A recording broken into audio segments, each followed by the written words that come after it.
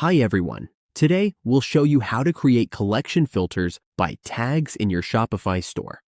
Tag-based filters make it easier for customers to narrow down products and quickly find what they're looking for. Let's go through this step by step on your Shopify dashboard.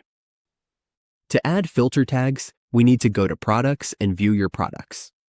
Click on Products, then click on the three dots and add your tags from there. We can create the tags we need, like black shirts or anything else. For example, we'll add black here.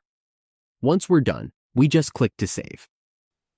That's how we add filter tags to our store.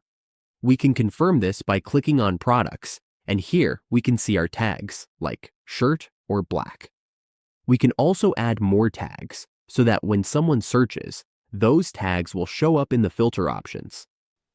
That's how we create a collection filter by tags in a Shopify store. Adding filters helps customers navigate more easily and improves their overall shopping experience.